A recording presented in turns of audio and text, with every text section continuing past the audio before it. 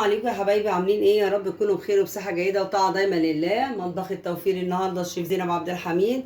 جايين النهارده نعمل لقمه القاضي او الزلابيه او العوامات او اللقيمات، ليها كذا مسميات. كتير مننا بيخاف من يعملها، طبعا من الدراعات والكائنات الفضائيه اللي بتحصل فيها.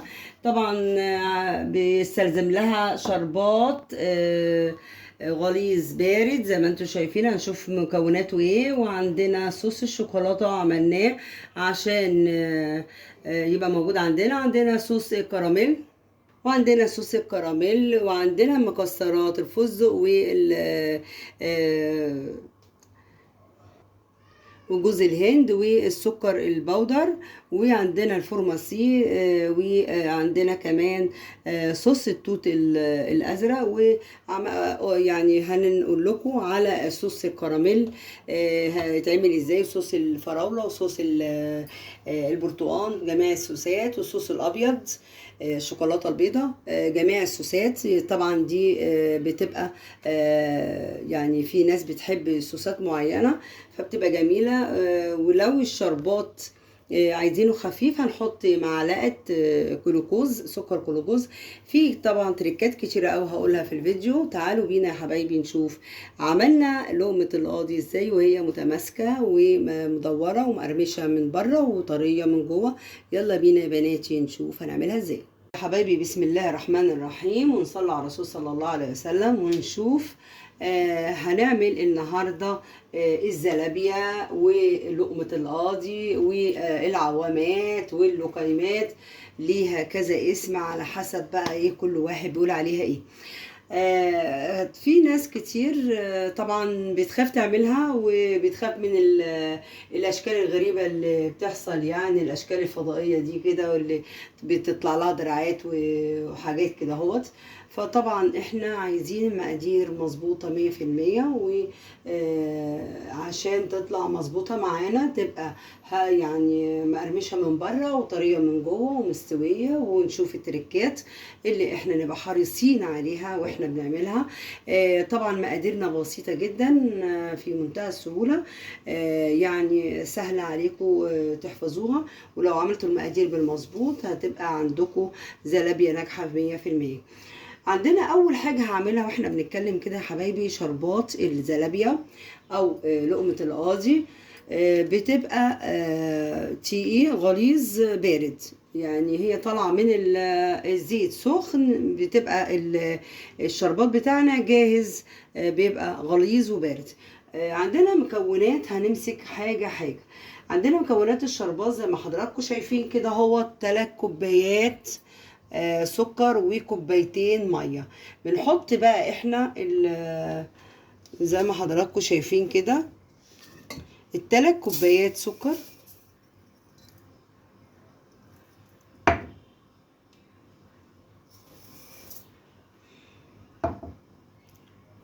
ودي كوباية التالتة.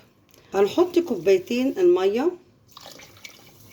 زي ما حضراتكم شايفين. ممكن تحطيها على النار بالشكل ده، وممكن ما تيجي تقلبيها قبل ما تحطيها على النار في النص كده، يعني تقلبيها في النص كده لغاية لما يدوب السكر قبل ما ما تحطيها على النار. عندك الاختيارين. حطيناه على النار زي ما حضراتكم شايفين كده اهوت. وببتدي بقى ايه اول ما يغلي غلوه اقوم عصره الليمون عليه زي ما حضراتكم شايفين. وبعد الغلوه ب5 دقايق او 7 دقايق بالظبط اقوم طافيه عليه. عقبال ما يغلي الشربات بتاعنا واعصر الليمونه عليه، ابتدي اقول عندي مع ملحوظه. في ناس ما بتحبش الشربات الشربات يبقى مسكر وفي قلب الحلويات عامه، سواء اذا كان في الزلابيه او في اي نوع من انواع الحلويات اللي بتسقي بالشربات. ففي تركايه كده ممكن تحطي نص معلقه سكر الجلوكوز زي ما حضراتكم شايفين كده. او نص معلقه او معلقه، ونقلل كوبايه، يعني خليها كوبايتين سكر كوبايتين ميه. ولما يتركز واحط له الليمون واقلبه، احط في الاخر المعلقه اللي انا قلت عليها الصغيره او نص معلقه، عشان تعمل القوام الغليظ بتاعنا، وكمان اللمعه اللي احنا عايزينها في قلب الزلابيه. زي ما حضراتكم شايفين كده، عقبال ما يشغل الشربات، هنبتدي نقول مكوناتنا 500 جرام دقيق يكون له عرق. وده طبعا من شرط نجاح الزلابيه، ان الدقيق بتاعنا يكون ليه عرق. عندنا برضو 500 جرام، يعني هنا هو 500 جرام يعني نص كيلو، يعني كوبايتين مليانين بالكوبايات المعيارية. 500 جرام يعني كوبايتين من الكوبايات المعيارية. وبرضو نفس الكلام 500 جرام. عندنا بالنسبة للزيت معلقتين زيت، ومعلقه سكر، ومعلقتين نشا او كاستر، وعندنا الفانيليا للشربات، وعندنا معلقه ونص خميره. تعالوا بقى نحط الليمون على الشربات. زي ما انتم شايفين كده الشربات غلي، هبتدي احط الليمون عليها و5 دقايق او 7 دقايق واطفي عليه. هبتدي احط عندي لغايه ال5 دقايق بتاعه الشربات ما تخلص. احط بقى ايه، انا طبعا الدقيق ده نخلاه، احط كوبايتين زي ما حضراتكم شايفين كده.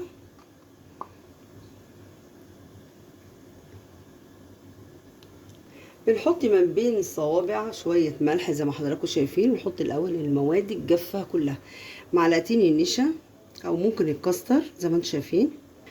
بعد كده هنحط لها معلقه السكر او معلقتين السكر زي ما حضراتكم شايفين كده. الخميره هناخد منها معلقه ونص، ما نكترش، زي ما انتم شايفين كده، زي ما انتم شايفين كده. ادي معلقه وادي نص، زي ما انتم شايفين كده. هنقلب بقى الدقيق اللي هو 500 جرام، يعني كوبايتين بالمعياريه، مع بين الصوابع شويه ملح، ذره ملح، مع معلقتين سكر، معلقتين نشا، معلقتين معلقه ونص خميره، واخر حاجه معلقتين الزيت. بعد ما قلبت المكونات الجافه زي ما انتم حضراتكم شايفين كده اهوت، تيجي بقى ايه، احط الزيت. وطبعا الزيت ما نبخلش على الزيت عشان خاطر من جوه تبقى مستويه وما تبقاش عجين زي ما حضراتكم شايفين كده. عدى زي ما انتم شايفين ال7 دقايق، وهو زي ما كده هو ايه، هو ده القوام الغليظ اللي احنا عايزينه للزلابيه. في الحاله دي هطفي عليه واحط له المنكهات بقى، زي حطينا له ايه، نص معلقه الفانيليا، او نحط له حبهان مفتوح، اي منكهات. زي ما حضراتكم شايفين كده الشربات بنسيبه يبرد لغايه لما احنا نعمل الزلابيه بتاعتنا.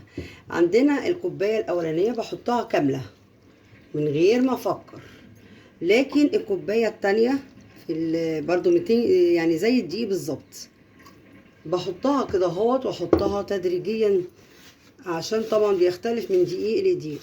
طبعا سر نجاح الزلابيه ان الدقيق يكون ليه عرق زي ما انتم شايفين كده اهو. يعني الكوبايه الاولانيه من الميه لازم تكون دافيه زي ما انتم شايفين. ابتدي احط التانية تدريجيا، مش كلها على بعضها، عشان ما تسحش مني كده وتبقى ايه مش مظبوطه.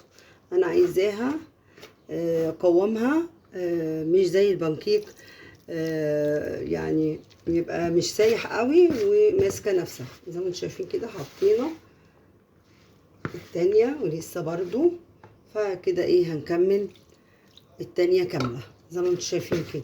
بنحطها تدريجيا. طبعا بقى العجينة دي عايزة عجن كويس ولت. زي ما انتم شايفين كده، اهم حاجه العجنه بتاعتها بنلتها كده. زي ايه؟ حد يقول له ايه انت بتلت وتعجن. فاللت ده مهم جدا للعجينه بتاعت الزلابي عشان يخشها هوا. طبعا انا بعمل بايد واحده لان طبعا الكميه مش كميه كبيره يعني. زي ما انتم شايفين كده بنلت كده. هي بتحب اللت. شايفين العرق ده مهم جدا. العرق في قلب عشان الزلابيه تبقى مظبوطه معاك، ما تركبلكيش اجنحه وتطير او تركب لك عوامات وتعوم في قلب الزيت. فانت ايه زي ما انتم شايفين كده لت كده زي الايه الست اللتيته، تلتي وتعجني فيها كده.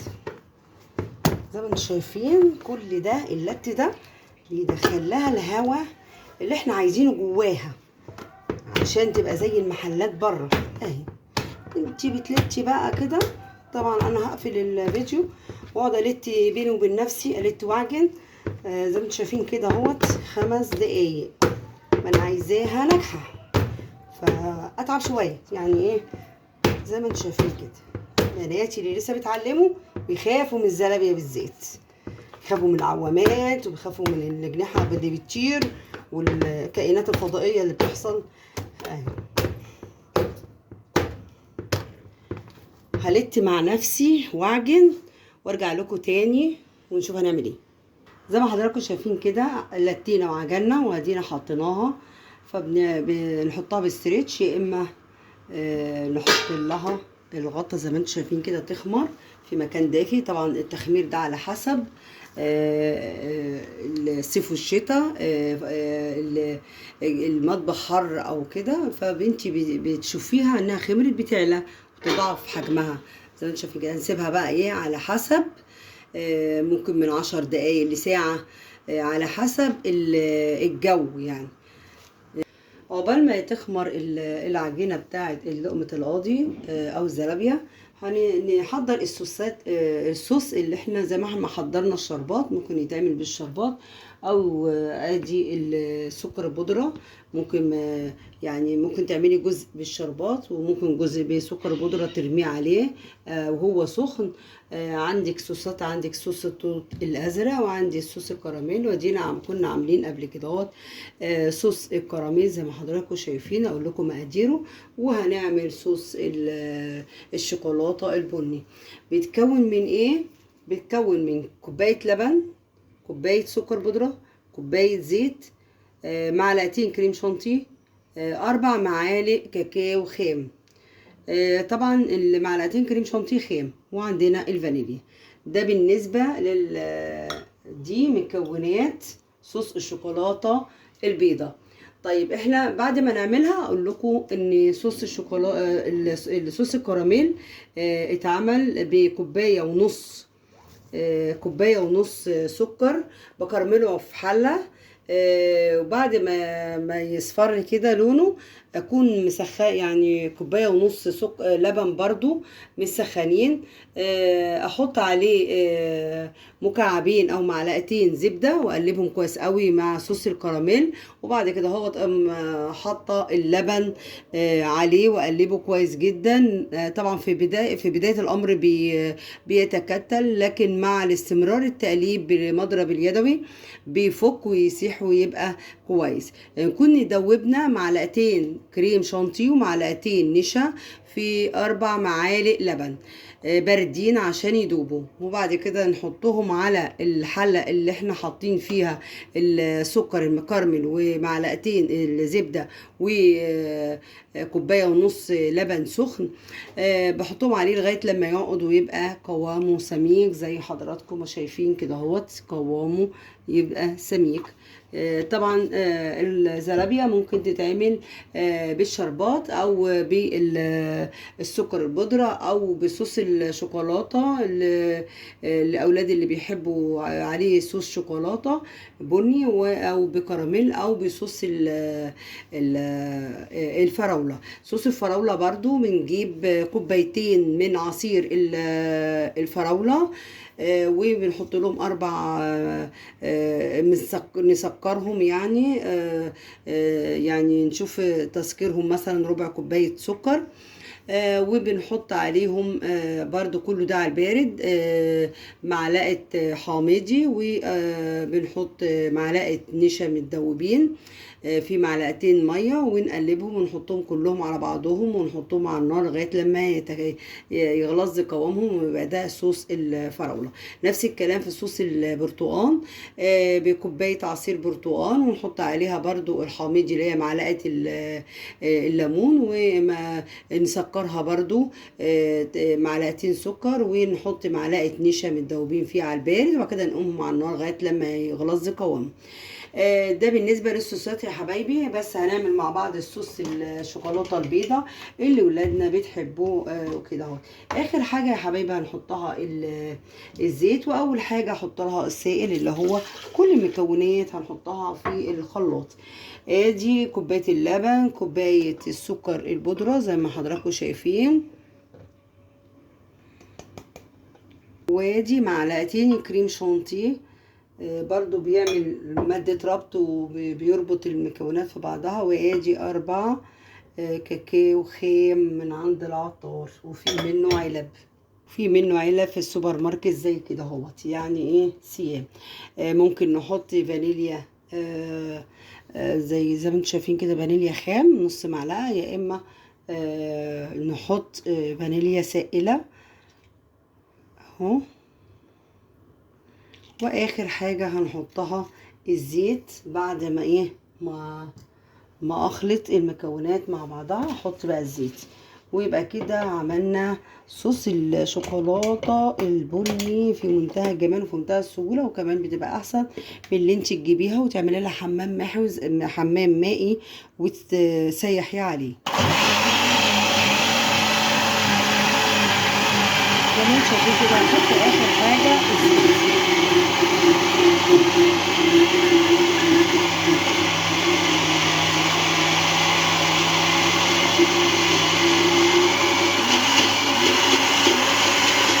زي ما حضراتكم شايفين كده ادي صوص الشوكولاته البني، هنحطها طبعا في دي عشان خاطر بلاستيكيه كده بتتباع عند بتاع مستلزمات الادوات المنزليه، عشان بيبقى ليها بوز نرشه على الزلابيه او على اي حلويات انا عايزه ارشها. ناقص صوص الشوكولاته البيضه بتتكون من 4 كوبايات، كل الكوبايات صوص، يعني نص كوبايه لبن زي ما احنا ما عملنا، بس هنا كوبايه، نص كوبايه لبن، نص كوبايه لبن بودر. طبعا لبن اللي انا قلت عليه نص كوبايه لبن يبقى لبن حليب، ونص كوبايه لبن بودر، ونص كوبايه سكر بودر، ونص كوبايه زيت، وتبقى في اخر حاجه، ومعلقتين كريم شانتيه والفانيليا، وكلهم يتضربوا مع بعض زي ما احنا ما عملنا. يعني هنستبدل الشوكولاته الخام الكاكاو الخام باللبن البودر عشان تبقى شوكولاته بيضه زي ما انتم شايفين كده. هغرفها وارجع لكم تاني. زي ما حضراتكم شايفين كده خمرت، والبقليله اهي فقاعات الهواء زي الفل كده، حاجه جميله. طبعا احنا حطينا طبعا الصوص زي ما انتم شايفين هنا، وهنا هوت عمل كميه، وادي زي ما انتم شايفين كده هوت بلاستيكيه صغيره بحطها في التلاجة. زي ما انتم شايفين كده هبتدي بقى انا اتعامل بقى مع العجينه. زي ما انتم شايفين كده محضرين المعلقه طماصينها في الزيت زي ما انتم شايفين كده، وادي طبعا اتضافت بقت الضعف زي ما انتم شايفين كده. هبتدي امسك العجينه بتاعتي، حاطين طبعا زيت غزير على النار، وابتدي بقى انا افتح الكيس. لينا طريقتين، طريقه بالايد وطريقه دي زي ما انتم شايفين، وابتدي بقى احط ومحضره ادي المعلقه وادي المقص اللي اقص بيه برضو لازم يتحط في الزيت. هجرب لكم الطريقتين زي ما حضراتكم شايفين كده. تيجي بقى ايه دخلتها وابتدي بقى ايه اوصلها لغايه الاخر زي ما حضراتكم شايفين كده. لو كانت صغيره قوي اقص اكتر، الفتحه يعني صغيره هتنزل الزلابيه بتبقى ايه صغيره، فاحنا ايه قطعناها تاني زي ما انتم شايفين. اجرب بس ايه الاول اهو قبل ما اجرب في الزيت زي ما انتم شايفين. احط بقى ايه المقص في الزيت واعمل كده واقص. تعالوا بينا بقى على الزيت زي ما انتم شايفين كده غزير وفي حله. بضغط كده واقوم ايه طبعا ايه حاطه عشان ما يلزقش اهي، عشان تبقى مستقيمه زي ما انتم شايفين، واقصها اهي وافضل اضغط كده اهوت الحجم اللي انا عايزاه وايه واقص زي ما انتم شايفين. طبعا بوطي عليها زي ما انتم شايفين كده واعمل كده اهوت، او بالمقص افضل. طبعا بالمقص افضل زي ما انتم شايفين كده بتنزل. لازم اكون موطيه النار عشان تستوي من جوه اهو، واكون سريعه زي ما انتم شايفين كده. زي ما انتم شايفين كده العجينه ماسكه نفسها، وابتدي بقى ايه ابقى سريعه شويه ومملاش عشان ما يلزقوش في بعض اهو على طول. اطلعها ابتدي وهي لونها اصفر كده اطلعها. اول ما تشمع معايا واحس ان هي مسكت نفسها اطلعها زي ما انتم شايفين كده ماسكه نفسها مدوره، وابتدي اعمل غيرها عشان خاطر ايه وهحطها تاني على النار. بس كل ما احس ان المقص نشف احطه في الزيت عشان ما يتمسكش منه العجينه زي ما انتم شايفين. احاول ان انا اخليها مقاس واحد، بس اهم حاجه ايه ما تكونش ايه تبقى مدوره ما فيهاش الفضائيات اللي احنا بنشوفها. زي ما انتم شايفين نخلص ونرجع لكم تاني. هنشوف بقى الطريقه التانية يا حبايبي اهي. زي ما انتم شايفين معلقه حطيتها بالزيت واعمل كده اهوت، واقوم عامله كده وادخلها في النار زي ما انتم شايفين، واقبض على ايدي واطلع كده زي ما انتم شايفين كده اهي. طبعا العرق ده مهم جدا، بيخلي اهي بيخلي الزلابيايه زي ما انتم شايفين كده. هنصغرها عن كده شويه اهي زي ما انتم شايفين. وبكده خلصنا كده نص. هنحط بقى النص التاني برضو موطيين على النار علشان يستوي من جوه يبقى مقرمش من بره. زي ما انتم شايفين كده بنقلبه للمره التانيه اهوت على نار هاديه عشان زي ما انا قلت لكم يستوي ويبقى مقرمش من بره ومستوي ايه كده اهوت، ما يبقاش العجينه جوه نيه. زي ما انتم شايفين كده هنحضر بقى عقبال ما يحمر تحميره كويسه ذهبي كده. اكون محضره الشربات في قلب بوله كبيره زي ما انتم شايفين كده. ادي الشربات البارد الغليظ البارد اهو زي ما انتم شايفين كده. هحطه عشان اطلع الزلابيه من النار عليه مباشره. اسيبه فيه كده قيمه 5 دقايق عشان خاطر يبقى ايه كويس. شايفين كده التحميره دي كويسه. احطه بقى ايه في الشربات على طول، اطلعه على الشربات على طول. هحمر بقى الدور التاني زي ما حضراتكم شايفين. هقلب طبعا لازم الزلابيه في قلب الشربات عشان اللي مسقاش يبقى ايه تحت، واقلب اللي فوق وتحت بحيث ان ايه الشربات يبقى في كل الزلابيه زي ما حضراتكم شايفين. زي ما انتم شايفين كده بتدي بقى ايه قعدت 5 دقايق كده عشان تتشرب كويس جدا. وابتدي بقى ايه اطلعها في مصفى زي ما انتم شايفين كده. والباقي بقى مش هعمله بالشربات، هعمله بقى بالصوصات زي ما انتم شايفين كده. ادي بالشربات وادي وهو سخن كده اهوت. هنحط عليه السكر زي ما انتم شايفين، نرش عليه سكر وهو سخن على طول يتحط له السكر. وادي اللي هو بصوص الشوكولاته زي ما انتم شايفين برضو.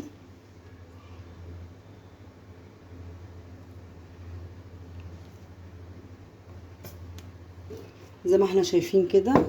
احط الصوص التاني، صوص الكراميل اهو جميل جدا اهو،